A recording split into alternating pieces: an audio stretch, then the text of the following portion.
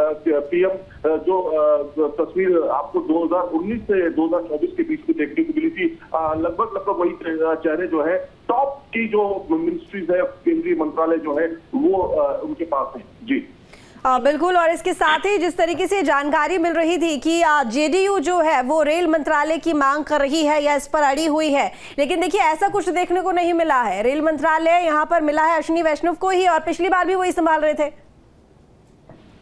जी हाँ, बिल्कुल। और जो रेल मंत्रालय है उसकी मांग जो है लगातार उठती रही है।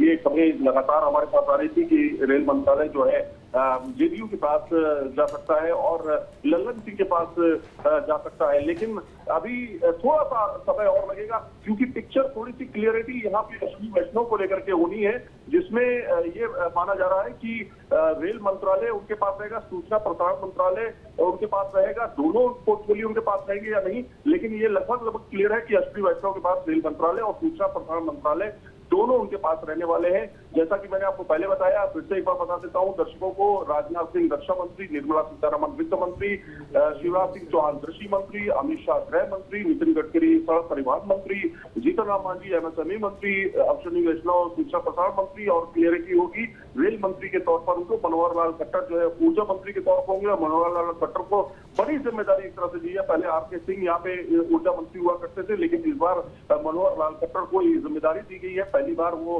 केंद्र में आए और उसमें पावर मिनिस्ट्री उनको दी गई। हर्ष मल्होत्रा जो कि दिल्ली से जीत के आए हैं, सांसद रहे, उनको सड़क परिवहन का राज्य मंत्री का दर्जा जो है उनको दिया गया है। तो ये सारी क्लैरिटी अभी हो चुकी है लगभग। आप देखिए राज्य मंत्री कितने किसके साथ दिए जाते हैं, कैबिनेट मंत्री के साथ 1 से 2 एमओएस भी शामिल होते हैं, उस पर भी अब क्लैरिटी होगी। ये टॉप के मंत्रालय हैं जिन पर लगभग पिक्चर क्लियर है। लगभग आपको बताएं 90% से ज्यादा जो है मंत्रालय पर रिपीट किया गया है। जो पहले भूमिका निभा रहे थे वो रिपीट किया गया। और एक बात और बता दूं कि जैसे अभी एक खबर आई हमारे पास कि खेल मंत्रालय में चिराग पासवान को दिया गया है। बड़ी खबर है इस समय की खेल मंत्रालय जो है वो चिराग पासवान के पास है, ऐसा क्षण की खबर जो है न्यूज नेशन पे आ रही है।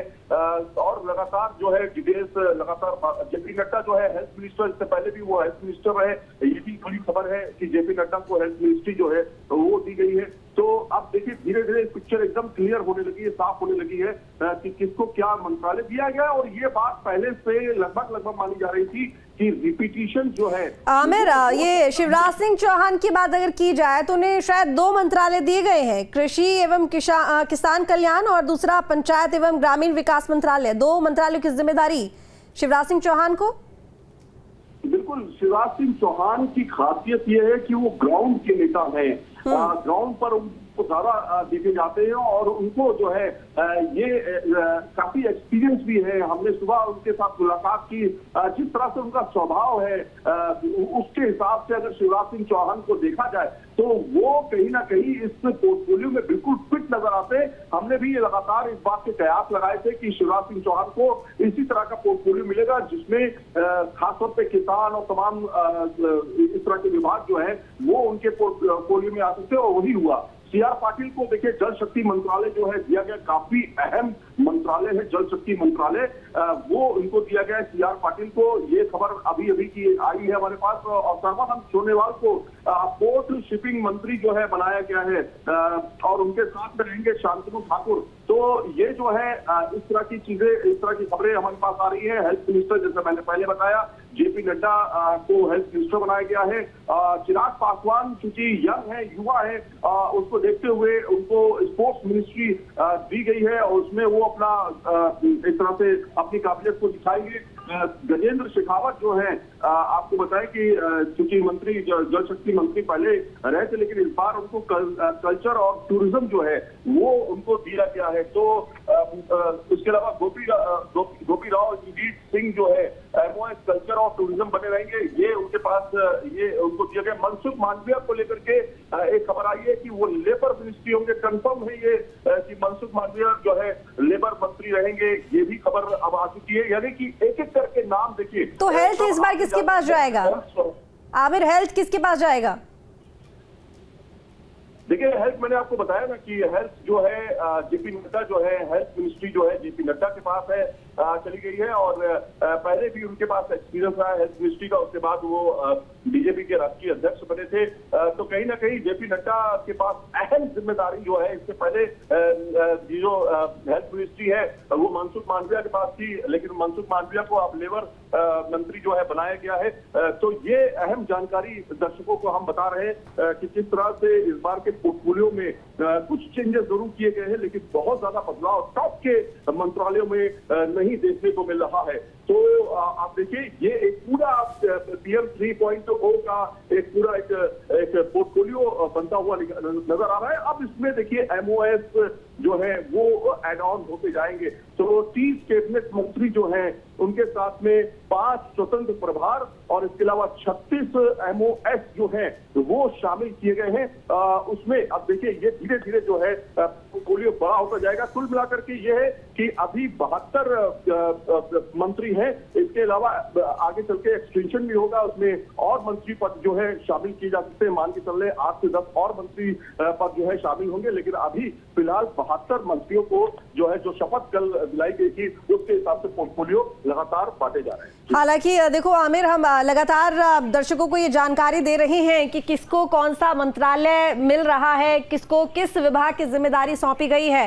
और खासकर यहाँ पर CCS की बात की जाए, जैसे कि तमाम जो बड़े मंत्रालय हैं, प्राथमिक तौर पर अगर देखे जाए, रक्षा की बात हो गई या फिर गृह मंत्रालय हो गया, विदेश मंत्रालय हो गया, ये तमाम वो मंत्रालय हैं जिनको लेकर कहा जा रहा था कि बीजेपी ये किसी को देने वाली नहीं है। और जब तस्वीर अभी साफ हुई है तो इसमें यह भी दिखाई दे गया कि वाकई में बीजेपी इन जो मंत्रालय हैं, खासकर सबसे महत्वपूर्ण मंत्रालय टॉप के, ये अपने पास ही रखेगी, और वही हुआ भी। देखिए, बिल्कुल सही बात है। मैंने आपको बताइए पहले भी इस बात का अंदेशा जताया था कि जो मंत्रालय खास तौर पे आपको बताएं कि ये बहुत सोच समझ के दिए जाते हैं, क्योंकि इससे पूरी इकोनॉमी पर असर होता है, जिसमें आपका वित्त मंत्रालय किसके पास होना चाहिए, उसके लिए एक एक्सपीरियंस नेता चाहिए होता है। वित्त मंत्री निर्मला सीतारमण ने आपने देखा कई बार उन्होंने बजट पेश किया है, तो वित्त मंत्री के तौर पर निर्मला सीतारमण कंटिन्यू कर रही है वित्त मंत्री के तौर पर। इसके अलावा देखिए, राजनाथ सिंह एक सुलझे हुए नेता है, एक्सपीरियंस है काफी, उनको रक्षा मंत्रालय दिया गया है। इसके अलावा निर्मला एस जयशंकर विदेश मामलों के जानकार भी हैं, सचिव हैं, तो कहीं ना कहीं उनको भी इसका जो है मंत्रालय दिया गया। मनोहर लाल खट्टर जो है वो शहरी विकास और के मामलों के मंत्री होंगे, ये खबर सामने आ रही है। और श्रम मंत्रालय के तौर पर मनसुख मांडविया है।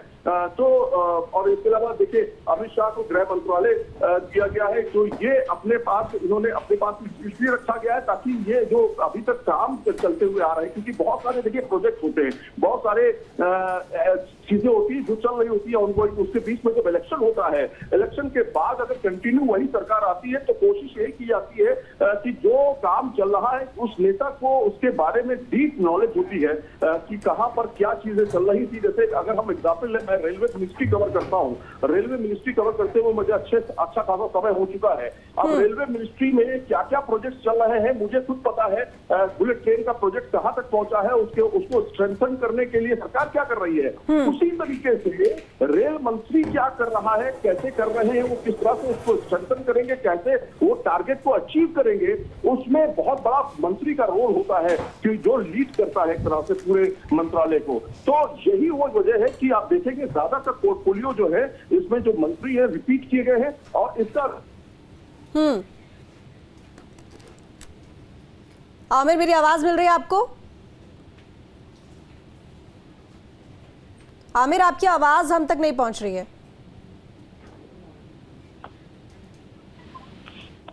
तो बता दें आपको कि जो मंत्रालयों का बंटवारा है वो होना शुरू हो चुका है, और धीरे धीरे करके हम आपको बता रहे हैं कि आखिर कौन से मंत्री को कौन सा पोर्टफोलियो मिला है। जीतन राम मांझी की बात करें तो MSME विभाग उनके पास में है।